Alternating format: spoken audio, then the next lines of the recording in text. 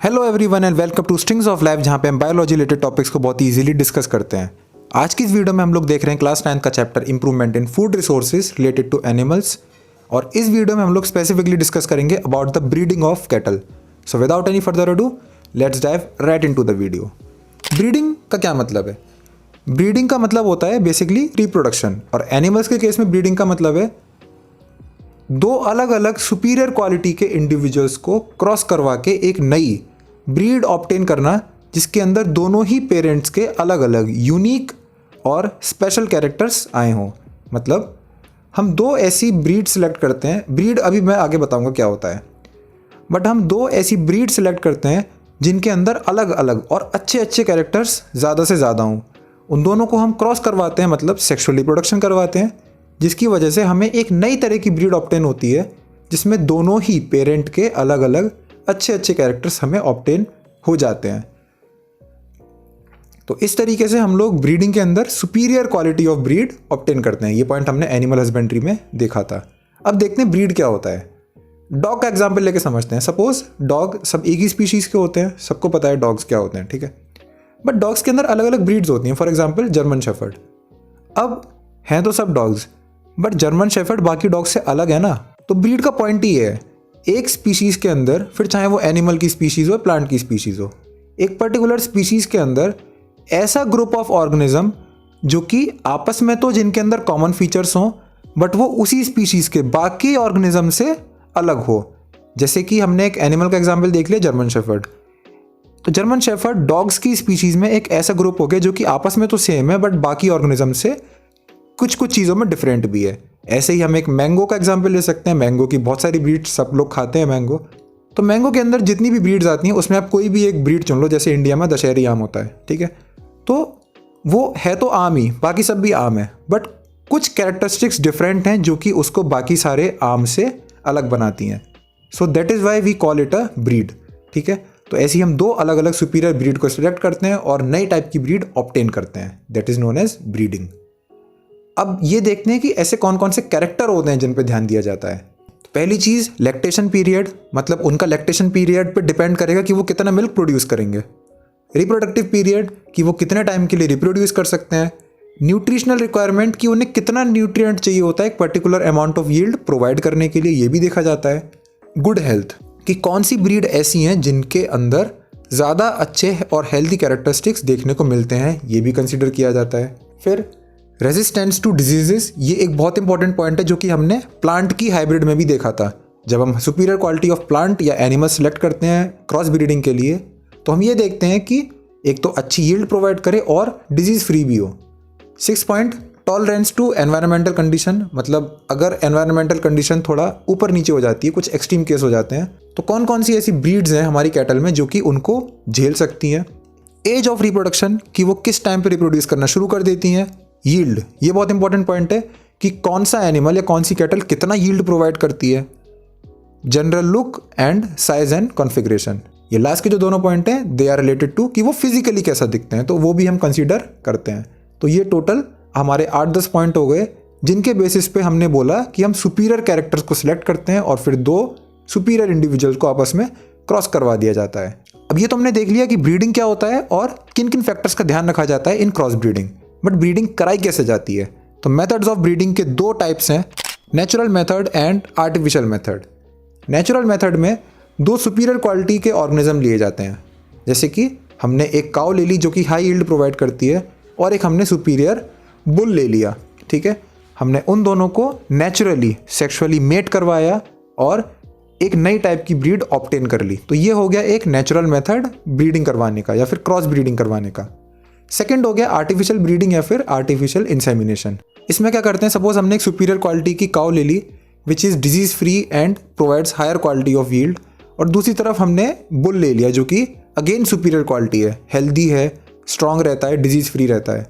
But यहाँ पे हमने क्या किया, उनको नेचुरली सेक्सुअली रिप्रोड्यूस नहीं करवा के हमने बुल का सीमेन कलेक्ट कर लिया। सीमेन मतलब उसका reproductive fluid, basically sperm cells, वो हमने कलेक्ट कर लिए और वो हमने artificially with the help of proper instruments, injection वगैरह, उनके थ्रू हमने सीमेन को उसके अंदर भर के फीमेल यानी कि कैटल जो है, काऊ जो है, उसके जेनाइटल या फिर रिप्रोडक्टिव ट्रैक्ट में इंजेक्ट कर दिया। मतलब क्या किया हमने, दो एनिमल तो सिलेक्ट किए, एक काउ और एक बुल, बट दोनों को सेक्सुअली रिप्रोड्यूस ना करवा के हमने सीमेन कलेक्ट किया और उसको इंट्रोड्यूस कर दिया into the genital tract of female animal. किसकी हेल्प से? With the help of proper instruments. तो इस चीज़ को बोला जाता है आर्टिफिशियल इंसेमिनेशन। अब इसके बाद 3 क्राइटेरिया हैं जब हम क्रॉस ब्रीडिंग या फिर आर्टिफिशियल इंसेमिनेशन स्पेसिफिकली कर रहे हैं, तो किन किन चीज़ों का ध्यान रखा जाता है। जो हम सीमेन कलेक्ट कर रहे हैं, it should be from a superior या healthy quality of a male, ठीक है। सेकेंड, जो काउ हमने सिलेक्ट करी है, it should also be healthy, free from diseases and of sound reproductive age. Starting की 2 पॉइंट समझ में आ गया, healthy, free from disease. Sound reproductive age का क्या मतलब है कि क्या वो अपनी सेक्सुअल मैच्योरिटी पे पहुंच चुकी है, क्योंकि अगर नहीं तो आप सीमेन ट्रांसफर कर दोगे तो भी वो रिप्रोड्यूस नहीं कर पाएगी। एंड थर्ड पॉइंट इज कि जब हम काउ के अंदर आर्टिफिशियल इंसेमिनेशन करवा रहे हैं तो हमको ये ध्यान रखना पड़ता है कि that cow is on her heat period. Heat period वो टाइम होता है जहाँ पे एनिमल्स या फिर इस केस में काउ ढंग से रिप्रोड्यूस कर सकती है, it is capable to get pregnant, ठीक है। तो वो होता है हीट पीरियड और उसका भी ध्यान रखा जाता है। अब एडवांटेजेस देखते हैं आर्टिफिशियल इंसेमिनेशन की। आर्टिफिशियल इंसेमिनेशन क्यों बेटर है नेचुरल क्रॉस ब्रीडिंग से, उसके रीजंस देख लेते हैं या फिर एडवांटेजेस देख लेते हैं। इसके दोनों तरह के क्वेश्चन बन सकते हैं, एडवांटेजेस ऑफ आर्टिफिशियल इंसेमिनेशन या why artificial insemination is preferred over natural breeding, ठीक है। तो पॉइंट्स देखते हैं, चलो। पहला, selective breeding is possible with desired characters.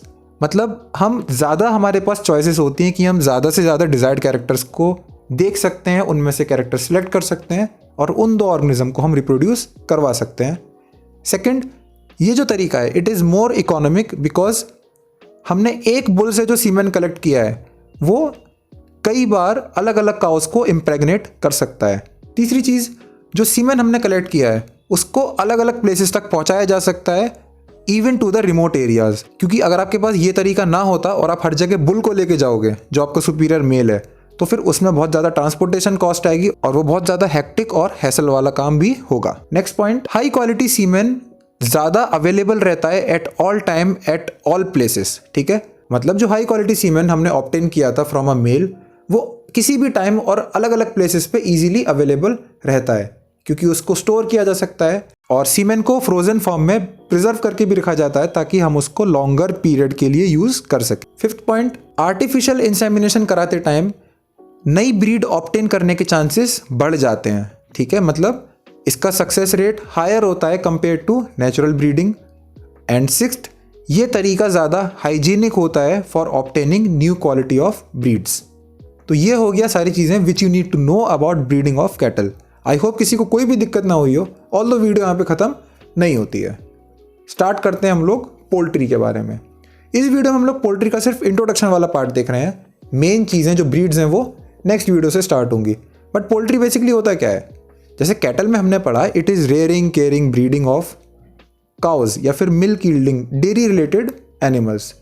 तो पोल्ट्री में क्या होता है, हम ऐसे एनिमल को रेयर करते हैं विच आर बर्ड्स बेसिकली, और जिनसे हम लोगों को एग और मीट ऑब्टेन होता है, ठीक है। तो पोल्ट्री के अंदर कौन कौन सी बर्ड्स आ गई, हैन, डक, गीज एंड फीजेंट्स। हैन और डक तो सबको पता है, बाकी दोनों की फोटोज आप लोग स्क्रीन पे देख ही सकते हो।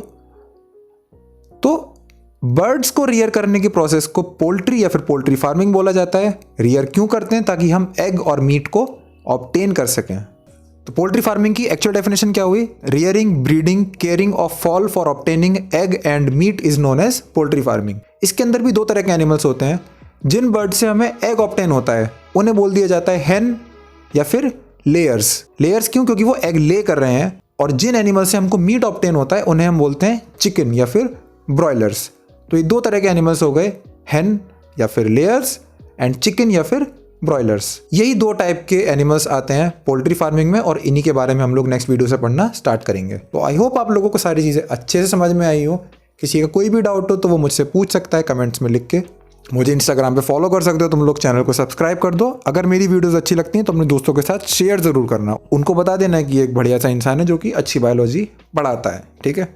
मिलता हूँ मैं तुमको अपनी नेक्स्ट वीडियो में। Till then take care, keep learning and bye bye.